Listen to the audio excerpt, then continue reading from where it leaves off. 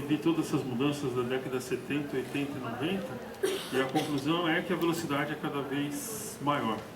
Hoje eu trabalho no escritório de perícia, além de dar aula, e a gente tem um produto novo que inventou uma profissão nova, que é o analista de risco, na área que ele trabalha, e a gente fechou um convênio com a FAAP para fazer um curso de especialização para formar esse novo profissional. Então, a tecnologia ganha de um lado e cria uma carreira nova de outro, com valor agregado, é super interessante. Então, mais uma faculdade que deve aparecer no próximo ano na FAAP. O que eu vou falar para vocês aqui não é do ponto de vista legislativo, né? Do ponto de vista legal. É do ponto de vista do ser humano, você com seus valores, e quando você transita nessa sociedade da professora, numa empresa, e chamar atenção bem para os seus valores pessoais. Né? Não sou bom em tecnologia, apesar de trabalhar com tecnologia. Né? Então, a ética, né, que vem lá da época da filosofia, né, junto com a matemática, separou ética e moral durante esses últimos 5.000 anos, trocou de posição, e eu vou colocar para vocês que, durante a palestra, eu vou me referir como ética aquilo que nós temos aqui de dentro, são coisas de forma íntima. Né? E moral é o consenso da sociedade. Então eu vou nessa tocada com vocês. Então tem origem, ó, costume, uso e costumes, né? Domicílio, moradia, né? Conduta humana, mas tudo isso sempre pensando em você, né? Como cidadão, como homem, né? E, continuando um pouquinho, né? A entrada, o ser humano aqui, ó. As relações sociais, ética, né? A universalidade das relações, né? O Facebook, né? Por incrível que pareça, né? É um ferramental absurdo, né? Tem as redes, né? Tem um colega que trabalha com mineração de dados no Facebook, então em 15 minutos ele te dá o perfil do que você fez nos últimos 10 anos de Facebook e fora do Facebook. É uma estupidez o negócio, né? Você te põe pelado, né? Te traça um perfil. Então é assim, além de ter a questão jurídica que a professora falou, assim, tudo que vocês põem no Facebook não é mais de vocês. Não sei se vocês sabem disso. Né? No escritório que eu trabalho, né, eu lembro das coisas, a gente tem alguns processos de pessoas que tiram foto pelada, né, o namorado briga e põe na internet. Então qual é o único jeito de você não sair pelado na internet? Não tirar foto em nenhum dispositivo. Numa demonstração recente, 3 meses atrás, a pessoa invadiu meu celular em 3 minutos. Né? Então tudo que vocês têm no celular é 100% rastreável. Mentira que é protegido, não. Invade, copia e ponto final. Então é interessante isso. Continua lá, por favor. Estudo do comportamento humano, pode mudar, por favor.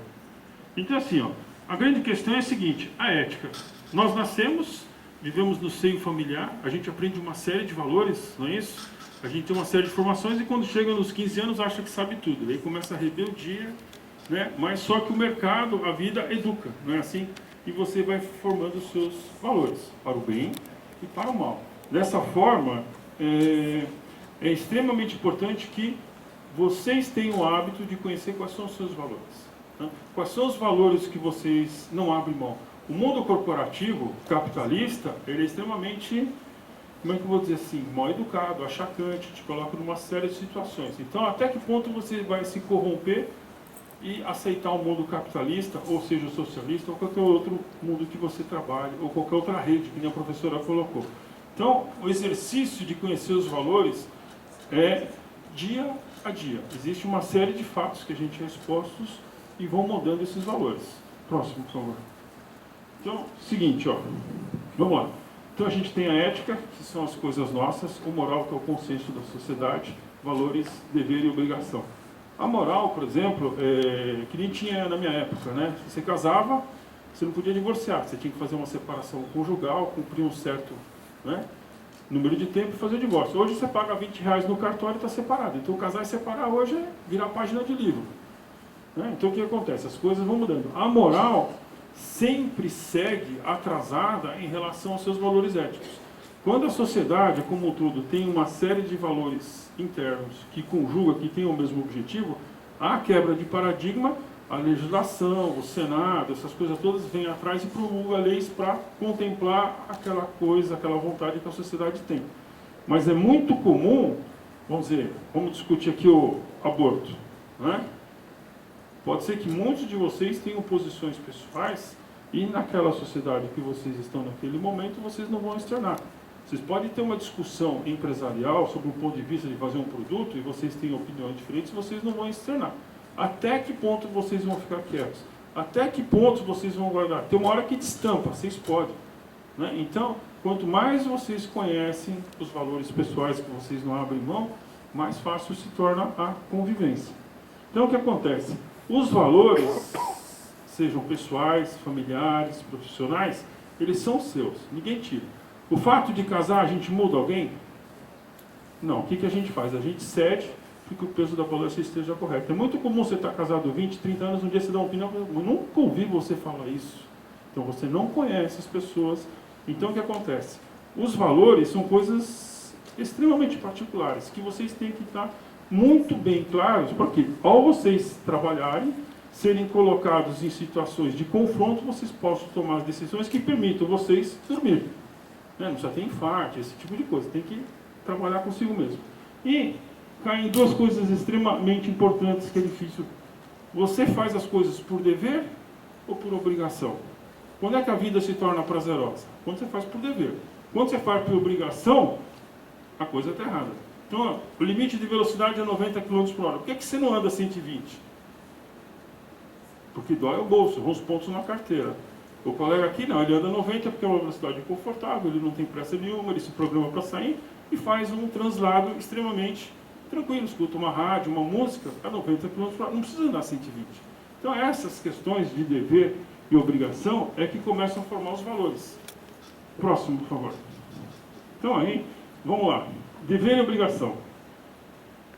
Uma obrigação ao qual o sujeito se submete geralmente em razão de um preceito moral. Olha que interessante. Quem detita o preceito moral? A sociedade. Quer você concorde ou não, você tem os seus valores, você pode se submeter a um preceito moral. O preceito moral mais espírito de porco que tem é você fazer parte de um grupo. Né? Eu, por exemplo, até uns anos atrás tinha a barba do Bin Laden e tinha rabo de cavalo de 2 metros de comprimento. Por quê? Eu queria agredir meu chefe. Então, como é o grupo? Quer ser gótico? Quer namorar no cemitério? Né? Sei lá, quer jogar bola? Quer ser corintiano? É outra praga. Né? Tem uns que vão por liberdade e tem uns que vão empurrados. Então, as ações do dia a dia da sociedade formam os seus valores, que você pode aceitar ou não. Se eu quero participar daquele grupo ali de balé, eu tenho que frequentar, eu tenho que ceder alguma coisa. Então, o que acontece? O dever e a obrigação modam as ações nossas do dia a dia. E quanto mais isso está claro, menos nós somos pegos de calça curta no mundo corporativo. Porque o mundo corporativo não é honesto. Né? Tem uma coisa muito interessante, é o seguinte, quem faz estágio? Você se sente estagiário ou escravo? Tem certeza? Então quer dizer que quando você é chefe, se você praticar as coisas que praticaram com você, você vai proporcionar um bom estágio. Pois eu tenho certeza, eu tenho metade dos alunos aqui meus são escravos, não são estagiários. E por que você se submete a ser escravo e não estagiário? Que talvez nunca tenha pensado que você é escravo. Quando você descobre que é escravo, o que você faz? Pede demissão e vai arrumar um estágio decente. Por que eu vou ganhar 100 reais por hora? Né? Tem essas questões de valores, elas têm que estar muito bem trabalhadas. Próximo, por favor. Esse aqui é um exemplo clássico da velocidade. Né? Todo mundo já foi para Santos. Você leva 2 horas para descer para Santos no sábado e vem o seu amigo e fala, fui em 20 minutos. Você pergunta qual foi o helicóptero que ele usou, porque 20 minutos não dá. Então, essas questões, é o seguinte, dever ou obrigação? Por que você vai com calma para a praia? Por que você desce numa boa? Por que você não engata a quinta, né? Então, você começa a se educar, a se policiar e valorizar os valores que você define para a sua vida profissional, para a sua vida pessoal, para a sua vida familiar. Que pode ser que a moral da sociedade não corrobore essas posições. Certo? O que mais? Então, ali, ó, atividades de negócios, visão e missão. Então, uma das grandes dificuldades, quando você entra numa empresa, ou você está interessado, o que é aquela empresa no mercado? Como ela é vista pelo mercado? Como é que ela trabalha? Qual é o ritmo de trabalho? Né? Se você entrar naquela empresa, você vai ter que se submeter a que coisas? A que ritmo? A que valores você vai se submeter? Os valores que essa empresa pratica são os valores que você tem para si? Não, mas eu vou ganhar muito bem. Então você já se corrompeu, né? Porque salário... Mas você começa a trabalhar o primeiro mês, o segundo mês, aí você vai vendo que não é bem assim, uma hora você, pô, não estou ganhando bem. Até chega uma hora que acontece, ou você chuta ou é chutado. Quanto tempo leva para a empresa demitir a gente? 30 segundos, não é? Quanto tempo vocês têm que levar para demitir a empresa? 30 segundos. Vocês todos são competentes, são estudantes, têm valores e, consequentemente, facilmente, arrumam emprego em outro lugar. Não tem que ter esse melindre com a empresa, mas conhecimento. A empresa existe porque tem seres com conhecimento. Se você muda, você leva o conhecimento. Por isso que tem profissionais bem valorizados e outros não valorizados. Se você é um profissional não valorizado dentro da empresa, alguma coisa está errada. Ou você está no cargo errado, ou você tem o conhecimento errado. Você refaz os seus valores, vai estudar, vai procurar, vai para outra empresa. Assim que funciona. Conhecer a visão e a missão. Seja pública, seja privada, né? Empresa pública tem um problema, né? Todo mundo quer ganhar e não quer trabalhar, porque não é mandado embora. Então, tem casos clássicos de colegas, por exemplo, que passam em concurso, vão trabalhar em empresa pública, não aguentam o ritmo de fazer porra nenhuma. Pede demissão e volta para a iniciativa privada, por melhor que seja o salário. Porque os seus valores estavam muito bem definidos, nenhum compactuou com aquilo. Você imagina fazer uma reunião para marcar a reunião. Depois que marcou a segunda reunião, você marca a terceira para discutir qual é o assunto da próxima reunião. No mundo corporativo, você resolve isso em 5 minutos. Então, você vê como são as coisas. Tem gente que compactua, tem gente que não compactua. Próximo, por favor. E aí? Outra coisa extremamente importante e que dá muita confusão é contrato de trabalho, né? Contrato de trabalho, vocês têm que ter muito bem claro o que vocês vão fazer na empresa. Quantas horas vocês vão trabalhar? Quais são os horários de descanso? Né? Eu aprendi muito isso trabalhando numa multinacional, que no primeiro dia de trabalho eu saí para almoçar, a secretária falou assim, onde você vai? Eu vou almoçar, mas aqui ninguém almoça. Não é problema meu, eu almoço. Fui embora, né? Quando eu voltei, estava o chefe. Onde você foi?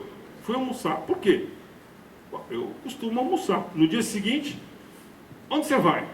Vou almoçar. Posso ir com você? Pode ir, né? No terceiro dia, quarto dia, estamos saindo eu e o Oswaldo, o presidente no portão, chamando a gente. Ixi, sujou, fiz alguma coisa errada. O que foi? Posso almoçar? Uma coisa de louco, meu. Você vê como a empresa é. Empresa grande, forte, sei lá, 30 mil, ninguém almoçava, coisa de louco. Então, o meu valor era almoçar. Se o prédio ia cair, eu não ia, não interessa, tem que almoçar. Então essas coisas são coisas... Ó, conhecer a empresa, o contrato de trabalho, quantas horas, 20 horas, 30 horas, 40 horas, como é que você descansa? Eu sou do cara de tecnologia, né? Eu trabalho com computadores. O meu monitor é branco e preto no Windows, fundo preto, tela branca, 800 por 600. Não uso 1400 por 1600, senão por falar do dia estou vesgo. Eu tenho uma cadeira legal, não tenho telefone, para não ter distração, mas tem essa porra do smartphone do lado. Todo mundo o dia inteiro. Né? Então eu convenci a minha esposa que as emergências agora é por telefone normal.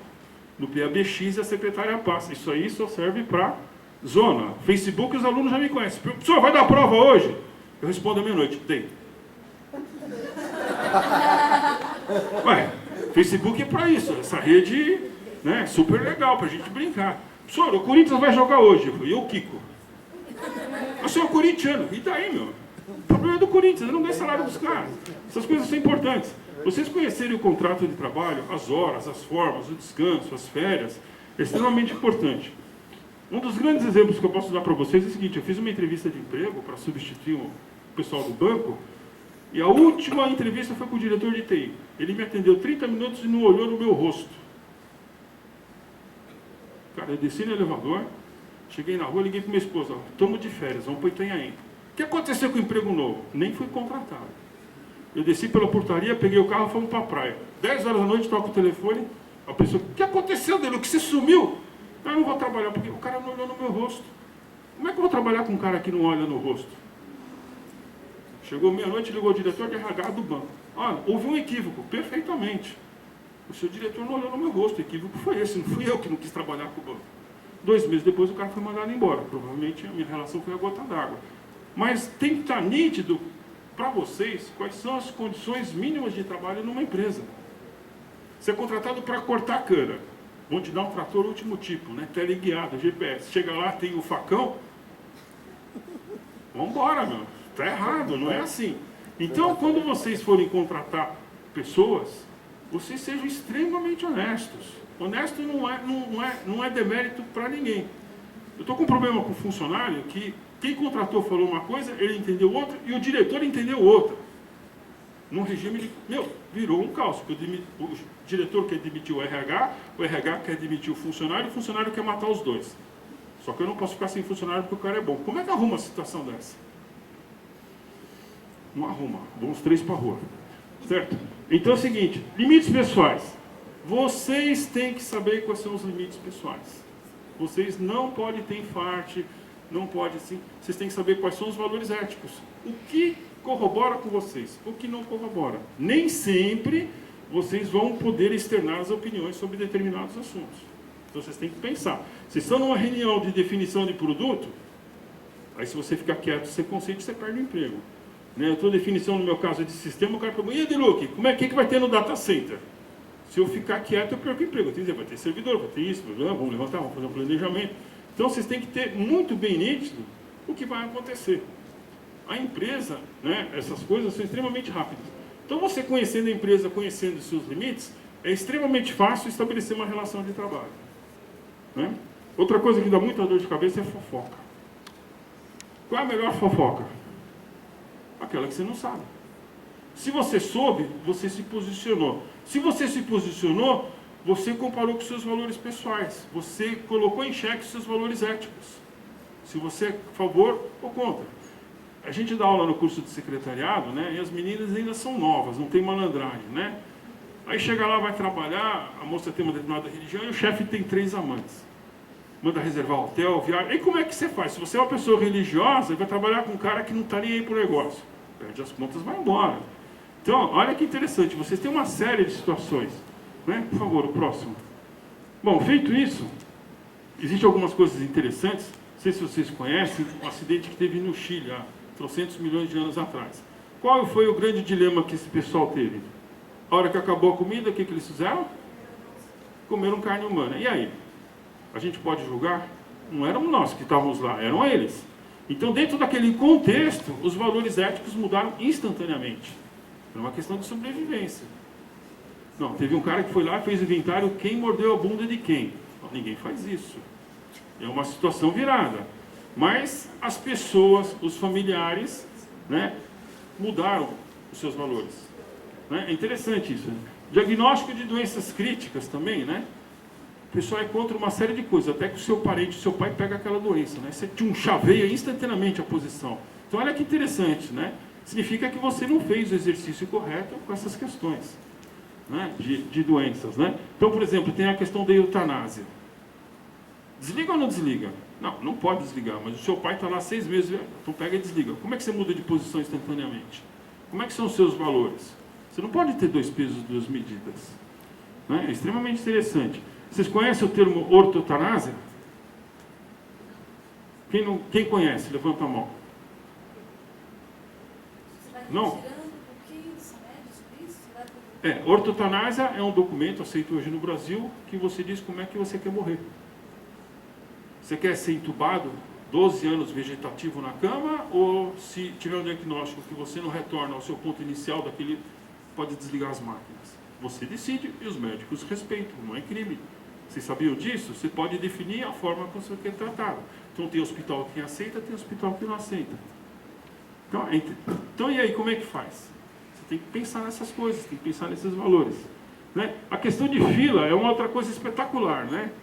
Todo mundo fura a fila, não é? O cara vai lá na Bomboniere, o pessoal do escritório, 5 estão na fila, né? Aí você se engraça com sonho de valsa, chega 2 minutos atrasado, você passa na frente de todo mundo e vai com seus amigos e passa na frente do caixa. O que custa você levar mais 30 segundos para passar no caixa? E as filas são todas, o acostamento, né? O acostamento. Assim, a gente reclama dessas questões todas, mas se você somar numa população de 190 milhões ou de 200 milhões, o país tem um custo muito grande por essas questões todas. Então, aí o cara vai para os Estados Unidos, respeita as leis de trânsito, volta para cá, mata meia dúzia na faixa. Como é que você chaveia de valores? Né? A sociedade que está lá de olho... Não é a sociedade, é você. É extremamente interessante essas questões.